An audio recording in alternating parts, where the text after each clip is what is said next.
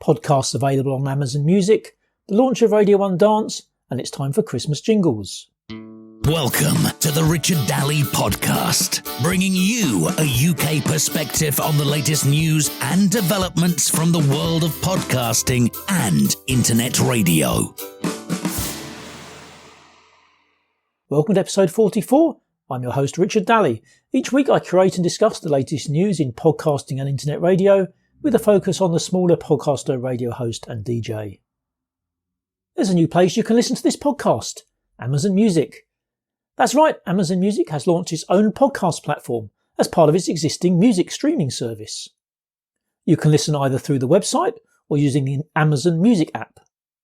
I understand that they have only launched in the US, Germany, Japan and the United Kingdom so far. Anyone logged into their Amazon account can listen, but there are also premium subscriptions, including Amazon Prime and Amazon Music Unlimited. These expand the music side of the listening experience. There have been many articles about this launch, looking at why Amazon has chosen this time to get into podcasting. Forbes contributor Bill Rosenblatt suggests that Amazon has its competitive site set squarely on Spotify and is effectively using the same business model for podcasting. Now, Spotify has spent a lot of money on both podcasting production companies and podcasters to get exclusive content onto their platform. Spotify has also integrated its podcast content with its music content, something few others had done before. As Bill says in his article, this strategy is paying off for Spotify. Spotify is now the number 2 podcast listening app in most measurements, some way behind Apple still, of course. Amazon is also combining its podcast offering with its existing music subscription service, and like Spotify, is launching some exclusive original podcasts. The early announcements include podcasts focused on music and entertainment from celebrities such as DJ Khaled and Will Smith. As always in podcasting, the focus of most discussions about Amazon's new service is on revenue and advertising, as well as how the subscription model impacts the open nature of the industry. There are a couple of challenges for the non-exclusive podcasts, such as mine, that are available through the Amazon and Spotify platforms. Amazon can place adverts before, during or after my content, and I don't get anything for that. I also don't receive any money from the subscription revenue that Amazon makes from premium subscribers. Okay, so I can stop providing Amazon with my content if I want to. That's the beauty of the RSS mechanism. I get to decide where my content gets pushed. But some cash would be nice, wouldn't it? Now on to what I think is likely to become quite a controversial issue. This starts off seemingly harmlessly with the news that the BBC is launching its first 24-hour streaming-only radio station. Radio 1 Dance goes live on Friday the 9th of October through the BBC Sounds platform. There will be new content and also replays of dance music shows already broadcast on Radio 1. The BBC is certainly taking this seriously. Some of its biggest presenters are involved, including Pete Tong, who is going to be hosting the afternoon drive time show. Other presenters include Annie Mac, Mr Jam and Danny Howard. So all good, you might think. It's just another way to listen to BBC Radio. But already several organisations are calling foul. According to Radio Today, the commercial radio industry body Radio Centre and the all-party parliamentary group on commercial radio say they don't believe that this new BBC service is offering something that distinctive from the commercial sector. This is potentially in breach of the charter under which the BBC operates as a publicly funded body. Most of the funding comes from the licence fees that are levied in the UK to watch BBC television. The charter says that distinctiveness and public service value should be at the heart of all BBC content. The BBC say that they have approval from Ofcom to launch Radio 1 Dance and that they are simply using this new platform to make it more accessible to a wider audience.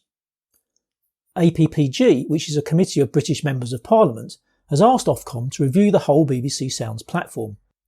For those outside the UK, Ofcom regulates the TV, radio and video on demand sectors, as well as the fixed and mobile phone networks and our postal services. The APPG committee is concerned that the BBC appears to be spending a lot of money to expand a service that seems to replicate services already available to listeners from commercial organisations, something the MPs say the BBC should not be doing. Caroline Crampton, writing for Nick Qua's Hot Pod newsletter, also mentioned this story, but takes a slightly different stance on it. She notes that there are some in the UK government that would like to downsize the BBC and to try to address the licence fee, which is seen as an outdated tool to collect funding and is not liked by many of the British public. I'd also like to add another element. This is the first permanent online radio station from the BBC. If this is successful, and I say if, because we know how hard it is to make a sustainable streaming radio station, then this could encourage the BBC to move other stations online, removing availability from broadcast FM and DAB radio. Related to this, what does this mean for Ofcom and the regulatory framework? This is not a broadcast station, so how is the oversight going to work? Is it even applicable? What about music licensing? We know how much of a minefield that is for online radio. It's good to see that industry bodies are looking into this and asking difficult questions to both the BBC and Ofcom. Watch this space, I think. International Podcast Day is a week away, Thursday the 30th of September 2020. The schedule this year includes 60 podcasters from 25 countries who will be taking part in a live stream of the event. Podcast host Blueberry is organising 2 panel discussion sessions this year. One is on powerful women in podcasting and will include guests talking about the journeys they've taken to build successful podcasts and businesses. The second session, with the podfather of podcasting Adam Curry, is called The History of Podcasting and Podcasting 2.0. In this session, Todd Cochran, the CEO of Blueberry, will host a discussion with Adam Curry looking back at the 16-year history of podcasting and Adam's new Podcast 2.0 initiative. Do visit the event's website for more details on all the other presentations, panels and conversations taking place for International Podcast Day. Go to internationalpodcastday.com.